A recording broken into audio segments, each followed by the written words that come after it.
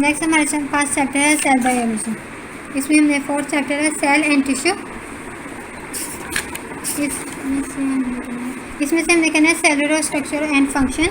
इसमें हमारे टॉपिक्स हैं cell wall, cell membrane, cytoplasm, cell organelle, nucleus, ribosomes, mitochondria, plastid, endoplasmic reticulum, Golgi apparatus, lysosomes, centrioles, vacuole, difference between prokaryotes and eukaryotes, यहाँ तक ने last तक करना है।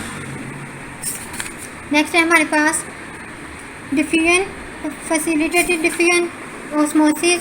नेक्स्ट है हमारे पास filtration, active transport, endocytosis and exocytosis. Next है हमारे पास MCQs 1, 3, 4, 5, 6, 7, 8, 9, 10, 11, 12, 13, 14, 15। अंडरस्टैंडिंग द कंसेप्ट में हमारे पास है 1, 2, 3, 4, 5, 6, 7 यहाँ तक। शॉर्ट क्वेश्चन है हमारे पास 2, 3।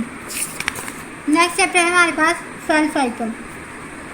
इसमें हमने करना है cell cycle, mitosis, phases of mitosis, meiosis,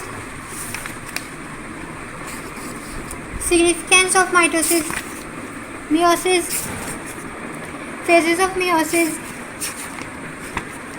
significance of meiosis, comparison between mitosis and meiosis।